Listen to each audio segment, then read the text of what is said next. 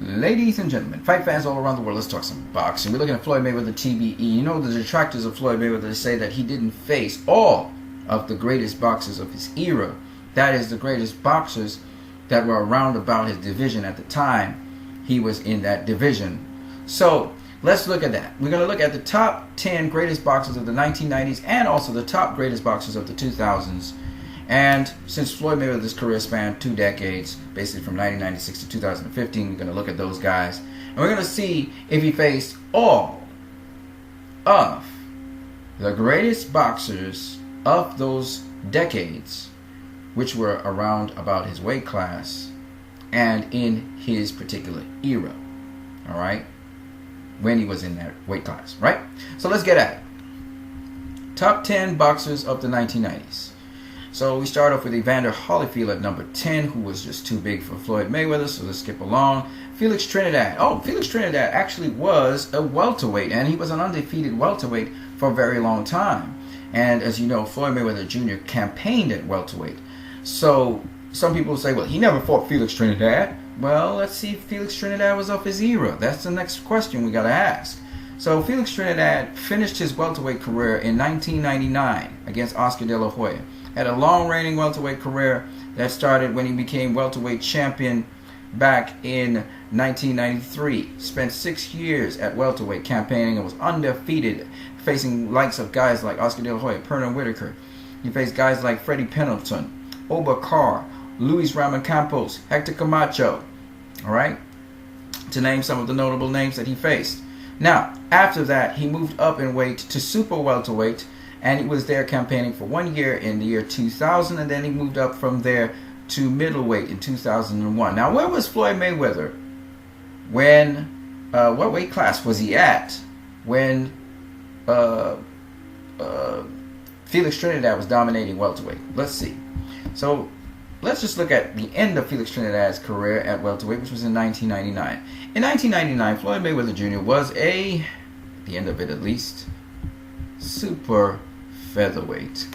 That's 130 pounds, folks. That's 17 pounds south of 147 pounds, and Felix Trinidad was a big welterweight.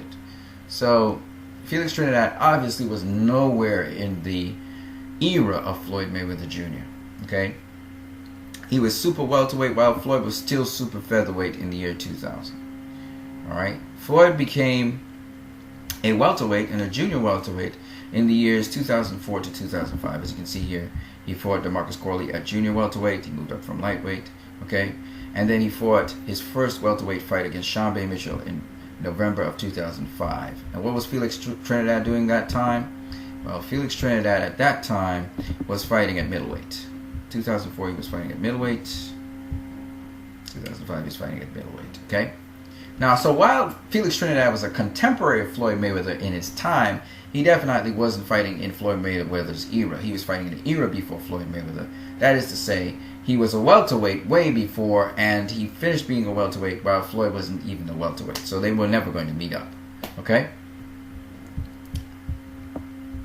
So Felix Trinidad is not one. He's not in Floyd Mayweather's era. Lennox Lewis is too big. He was a heavyweight.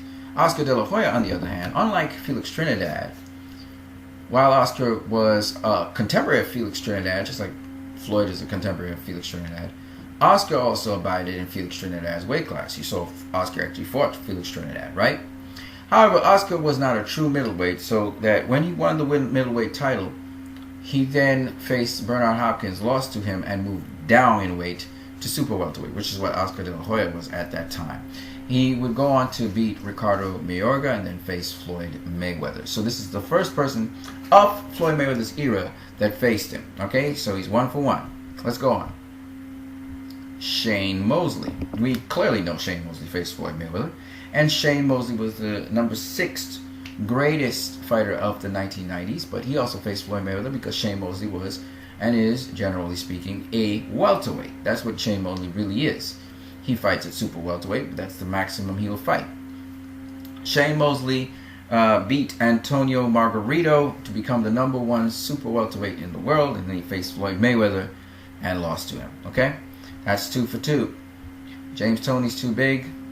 He was a middleweight to heavyweight. Ricardo Lopez was too small. He was a minimum weight to light flyweight. And Pernell Whitaker, again, was a welterweight. In fact, he began his career at lightweight and he moved all the way up to welterweight. So he covered a lot of the divisions that Floyd covered, as well as super welterweight. But here's the problem. Was he of Floyd Mayweather's era? That's the question, right? When Floyd Mayweather was a welterweight, what was Pernell Whitaker? Well, we can't say because Pernell Whitaker's career was over. 2004, 2005, Pernell Whitaker wasn't there. Pernell Whitaker was not of Floyd Mayweather's era. 2001, we already know Floyd Mayweather Jr. was a super featherweight, and Pernell Whitaker was ending his career at super welterweight. So he was vastly bigger than Floyd at that time. So we know that Pernell Whitaker was not of Floyd Mayweather Jr.'s era. Number 2 is Bernard Hopkins. He's way too big for Floyd. And Roy Jones Jr., way too big for Floyd. Both guys starting off at middleweight, one becoming a light heavyweight champion and the other moving all the way up to heavyweight champion, right? So when we look at the greatest boxers of the 1990s, Floyd fought all the greatest boxers of the 1990s that were in his era and in his weight class. Okay? All of them. And then all of them was 2 of them, right? Let's look at the 10 greatest boxers of the 2000s. In the 10 greatest boxers of the 2000s, we have Pongsalek Wongjongkam. Pongsalek Wongjongkam was a WBC flyweight champion in 2001. Not only was he not of Floyd Mayweather's era, he also was too small for Floyd. Joe Calzaghe was a middleweight and light heavyweight champion, and he was just too big for Floyd. Miguel Cotto, on the other hand, definitely not only a contemporary of Floyd, but in Floyd Mayweather's era. In fact, he became a welterweight champion the very same year Floyd Mayweather became welterweight champion and unified welterweight champion at that. In December of 2006, as you can see there, Cotto moved up to welterweight and beat Carlos Quintana for the title. It was a vacant title that was left by Ricky Hatton, who had beaten Louis Collazo. Floyd Mayweather at that very same time, at just a little bit before that, Floyd Mayweather Jr. had beaten Carlos Baldomir. So November of the month before, he beat Carlos Baldomir to become the WBC World Welterweight Champion, but he also beat Zab Judah a couple months before to become the IBF World Welterweight Champion. So he was unified champion. He was the IBF and WBC World Champion. Okay? And that was in 2006. And here's the very interesting thing. After Cotto beat Carlos Quintana for the vacant WBA welterweight championship of the world, he became the #1 contender to Floyd Mayweather. Isn't that remarkable? So at the end of 2006, he became the #1 contender to Floyd Mayweather. Now you got to understand something. Ricky the Hitman Hatton had that title. He vacated it and moved down back to super lightweight, also known as junior welterweight, and he campaigned there throughout part of 2007, okay, and part of 2006. Now, what's very interesting here that I want to make mention to you guys is that Mayweather, he went on to face Oscar De La Hoya, okay, instead of facing Miguel Cotto, and for obvious reasons. I mean, you're talking about a living legend in Oscar De La Hoya in 2007. Also, they made the arrangements to face each other. Shane Mosley had the opportunity to face Floyd Mayweather in November, but because Mosley had fought 2 times that year, I don't think he was going to do it, and he was going to be coming down anyway from the same division Oscar De La Hoya was in, which was be super welterweight. And Shane Mosley at that time was the #1 super welterweight in the world. So not only was Mosley, when Floyd faced him in 2009, the #1 welterweight in the world, Mosley had a reputation of being the #1 welterweight in the world when he beat Oscar De La Hoya back in 2001 or 2 or something like that. I can't remember when it was. From I don't remember. 2000 whatever. But he also was the #1 super welterweight in the world in 2007. And in 2009, he was also the #1 welterweight in the world. So Mosley there's a reason why Mosley was in the top 10 greatest fighters of 1990s, and then you'll see him again in the top 10 greatest fighters of 2000, right? So anyway, it's a no-brainer that Floyd picked Oscar over Cotto, and he had to move up in weight to do that. But here's the other thing. Where Cotto's position was, Ricky Hatton should have had that spot. Because Ricky Hatton was the guy that was the WBA champion. And he had actually gotten it by the real way. You beat the champion to become the champion, right? The other thing about Ricky Hatton, which a lot of people don't understand, was that at the time, people were really rooting for Floyd to face Ricky Hatton.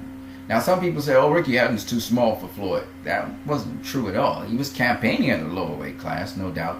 But he proved just the year before that he could campaign at welterweight. He fought a very tough welterweight in Louis Collazo.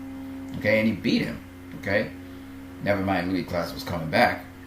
And then the other thing about it is Ricky Hatton wasn't a small junior welterweight.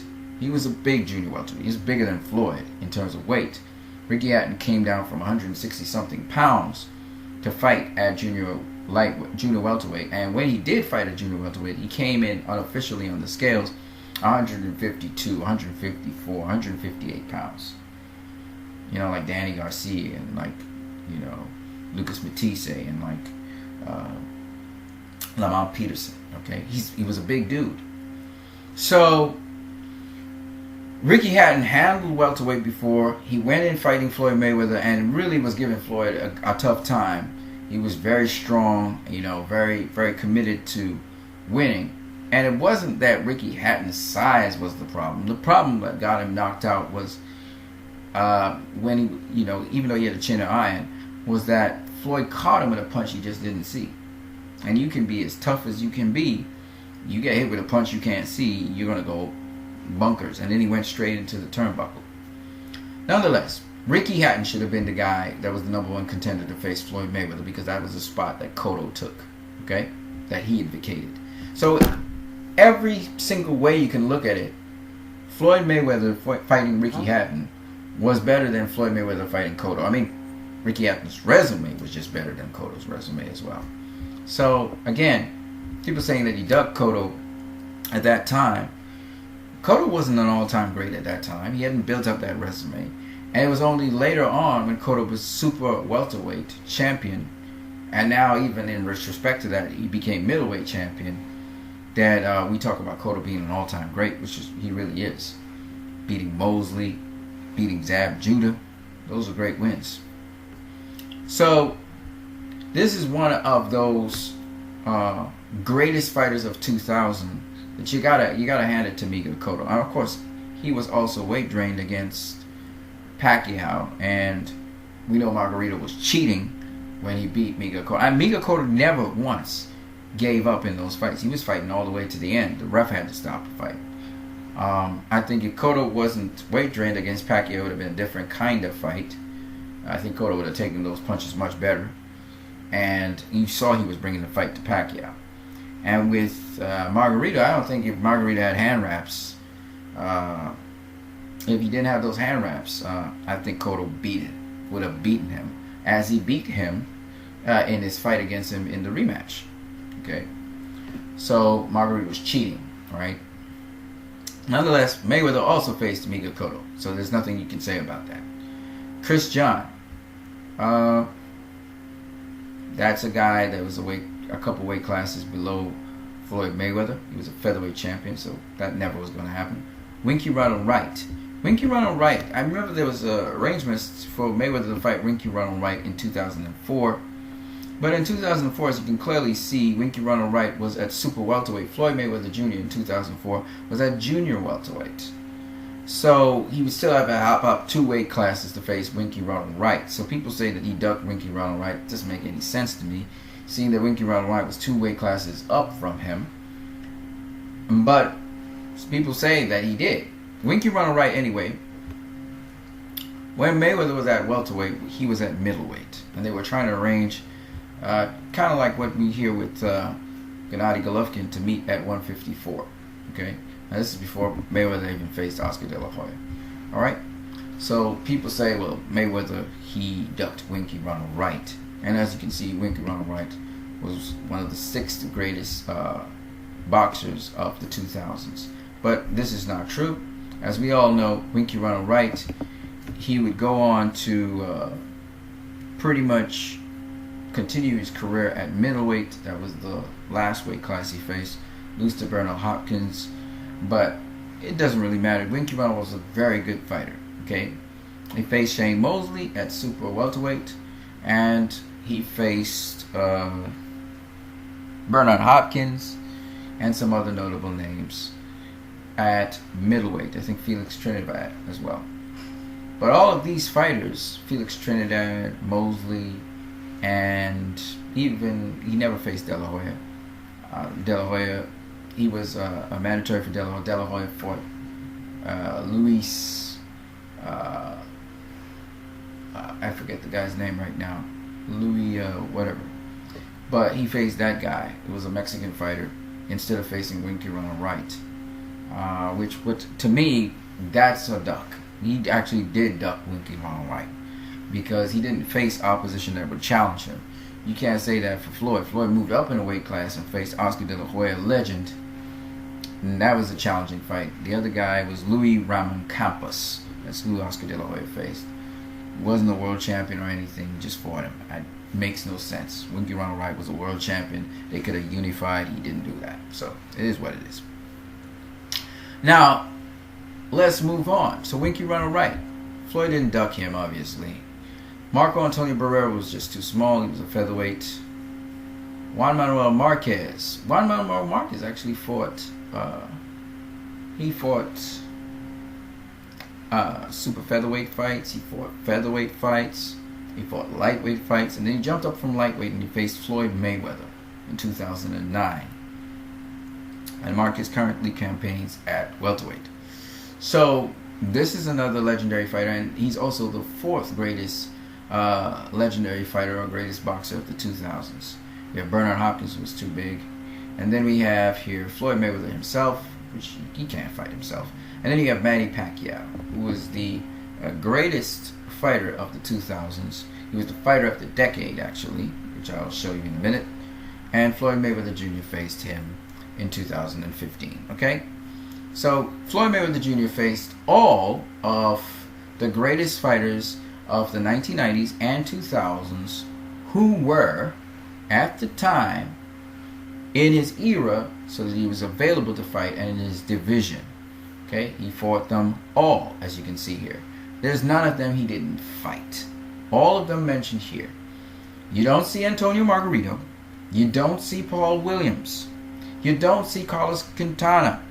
You don't. All of these guys were good fighters, but they were not great fighters. Okay, people say, "Oh, he ducked Paul Williams. Oh, he ducked Carlos Quintana. Oh, he ducked Antonio Margarito." It makes no sense to me.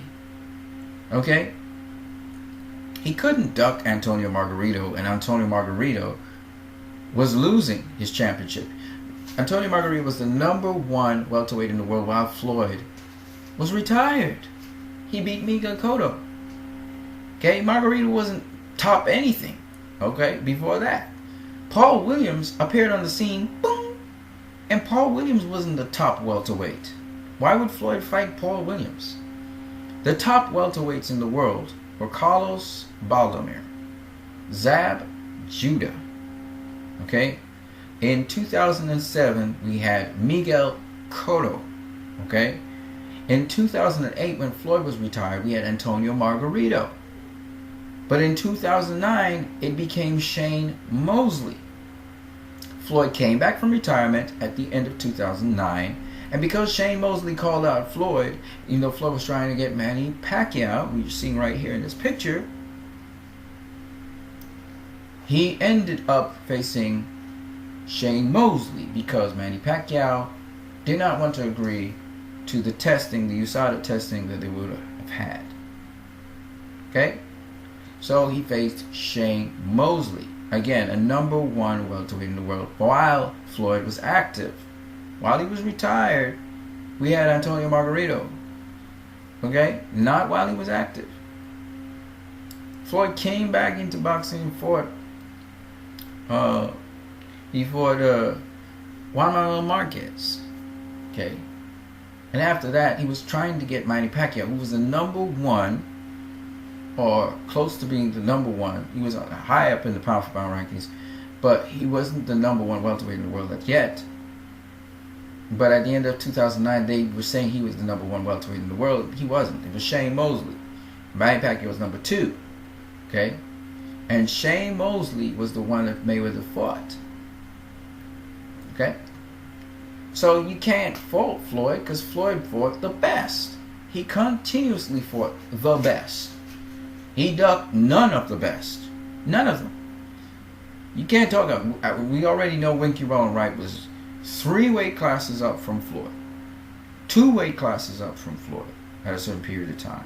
Yeah, they were trying to arrange to make a fight, and they said it was going to be at super welterweight, right? When Winky Rowan Wright was at middleweight. Okay, they were trying to make that fight happen. But you can't say he ducked a middleweight. That's ridiculous. Floyd's never fought at middleweight. Okay? You can't say Floyd ducked Manny Pacquiao. That's also ridiculous. Not Manny Pacquiao, sorry. Gennady Golovkin. Gennady Golovkin's a middleweight. Floyd's a welterweight. Okay? If anything, you can say Floyd is going to try and challenge himself and jump all the way up to middleweight and fight Gennady Golovkin at the end of his career. Which doesn't make any sense, but he could do it if he wants to, and be challenging himself. Okay? But Floyd Mayweather Jr. challenged himself so many times. He moved up from super featherweight to lightweight and fought Jose Luis Castillo. Of course, he outgrew super featherweight, but that's another story for another day. He then went up from lightweight to super lightweight, and he fought the second best super lightweight out there. He tied up the loose strings by fighting Ricky Hatton at welterweight. Okay? So Hatton had already fought at welterweight, and he was basically a highly ranked welterweight before he vacated and he came back down to super lightweight.